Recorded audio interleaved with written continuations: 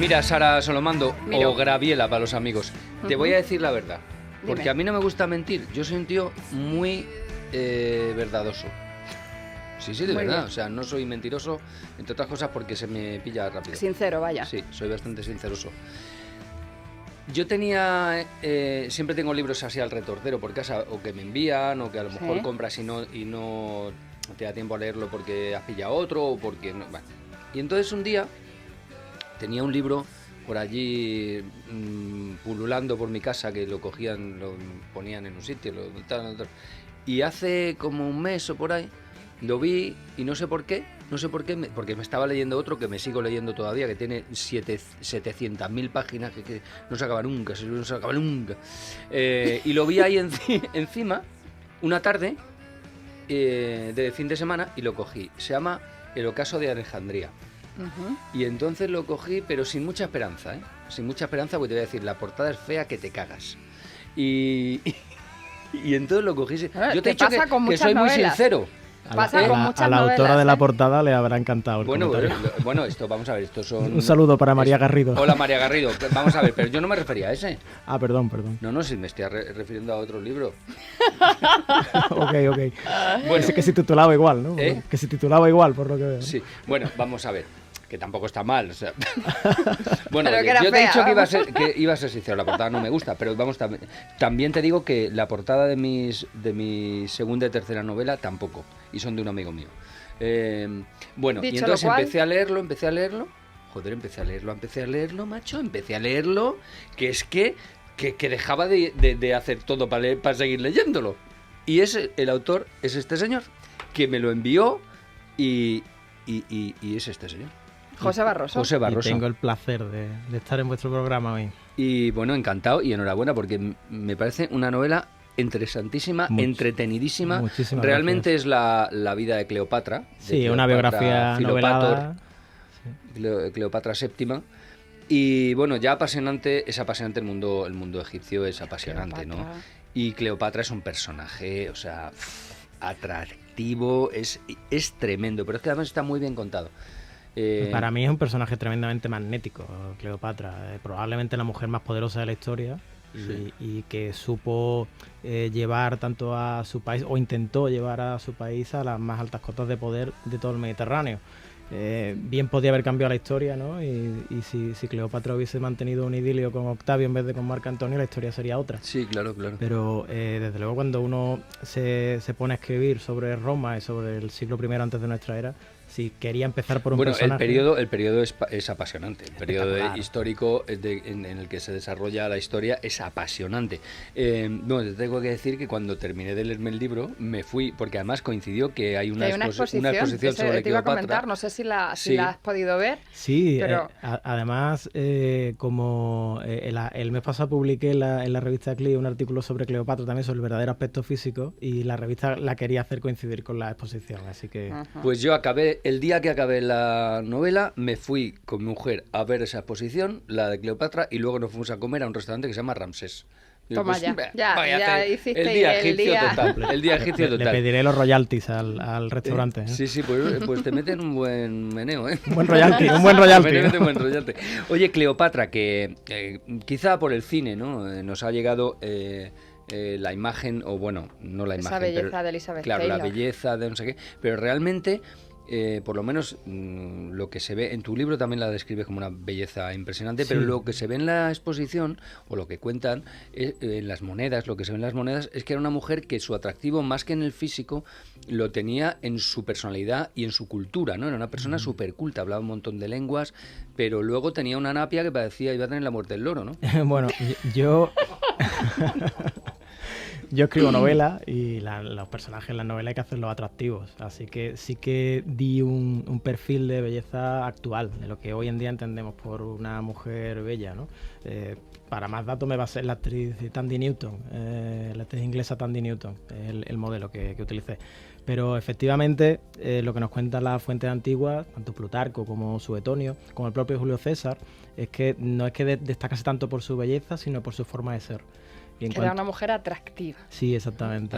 Atrayente más bien, ¿no? O Lo de la nariz, si me permites el inciso, es un comentario que se atribuye a Cicerón, A Cicerón, aunque no sí. hay absolutamente ninguna fuente que lo cite. Bueno, pero en las monedas, ¿no? La imagen de las monedas que dicen que puede ser la más fiable, sí que ya se vislumbra o se aprecia o se sospecha que tenía una napia importante. Cicerón dice, si tuviese otra nariz, conquistaría el mundo. Los historiadores piensan que podría referirse al olfato, al instinto, no tanto a la nariz. Pero evidentemente en el imaginario popular le pusimos la nariz del cantante de Ketama y no se la quitamos. Antonio Carmona. Señor Barroso, era griega, que es que en Cleopatra, la egipcia, no, Cleopatra no era egipcia, era griega. A ver, Alejandro Magno conquista prácticamente todo el mundo conocido, funda 13 ciudades llamadas Alejandría, la Alejandría que ha llegado hasta nuestros días es la segunda, y cuando muere sus lugartenientes se reparten el mundo. Ptolomeo, uno de sus lugartenientes, griego, macedónico concretamente, pues pacta con los demás lugartenientes quedarse con la estrecha franja que hay en torno al Nilo y no entrar en guerra por los demás territorios. A los demás les parece bien y así se funda la dinastía ptolemaica. Pero claro, ellos son griegos y la corte que fundan en Alejandría es griega y Cleopatra es de ascendencia griega y probablemente era rubia, no era morena como Y Elizabeth se Taylor. casaban entre hermanos. Sí, bueno, Eso es una costumbre que toman de los egipcios porque ellos intentan mimetizarse, digamos, con la cultura del Nilo. Entonces, como en el Nilo tenían la costumbre de casarse entre hermanos para preservar la sangre, la pureza. así tienen los problemas de endogamia que tienen, ¿no? Pero sí, se casan entre hermanos y es algo Bueno, de hecho, habitual. Cleopatra se casó con un hermano suyo que era mongólico, ¿no? Tenía síndrome de Down. El Down no estaba diagnosticado, evidentemente, ¿no? En la novela sugerimos que es Down, pero las fuentes antiguas lo nombran como hechizado. Entendemos que sí, que lo que tenía era Down, que debía ser bastante común dada la endogamia, ¿no? Y en aquella época, tanto en Roma, pero más aún en Egipto, el sexo...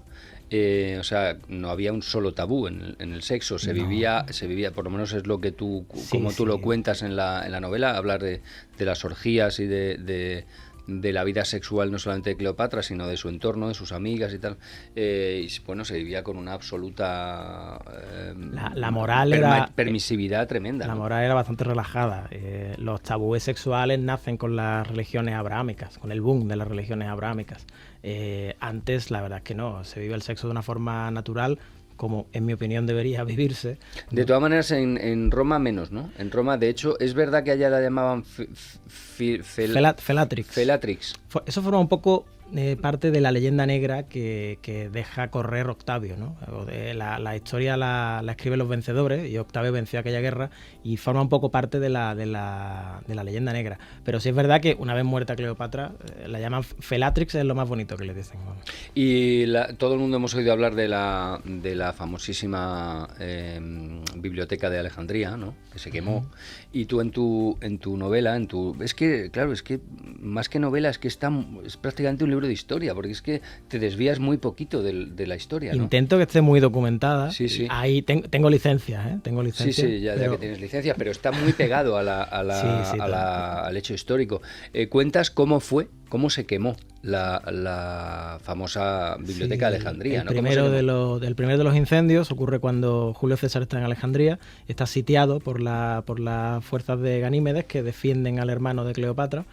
Y César decide quemar sus propios barcos en la bocana del puerto para que los barcos enemigos no puedan llegar al puerto, de forma que los posibles soldados tendrían que llegar nadando y serían presas más fáciles para sus propios legionarios. Entonces quema sus naves en la bocana y el incendio se traslada a los muelles y de los muelles a la biblioteca. Entonces se pierde gran cantidad del saber de la antigüedad que se depositaba básicamente en la biblioteca, porque todos los artistas, todos los sabios de la antigüedad querían verse en la biblioteca, ¿no? Y luego también cuentas, que esto yo no lo sabía realmente, que hablas de Herodes, aparece Herodes, el auténtico Herodes en la historia, que tiene una parte importante en aquel momento, ¿no? A quien visita a Cleopatra, no sé si es cierto que lo visitará o no. Absolutamente cierto, que se queda embarazada cuando va en campaña. Ella quería participar en la guerra con Marco Antonio, se queda embarazada en campaña, se da la vuelta, vuelve a Alejandría y tiene que detenerse en Jerusalén porque no podía más. Y Herodes la da cobijo. Exactamente. Y lo que pasa es que, claro, todo el mundo cree, o por lo menos yo era lo que creía, que Herodes era un gobernador romano, pero no lo es. Él es Herodes es judío. Es judío. Tiene de hecho un problema porque los judíos heredan de la madre y su madre no era judía, era gentil. Entonces los judíos no lo aceptaban porque decían que no era un judío verdadero.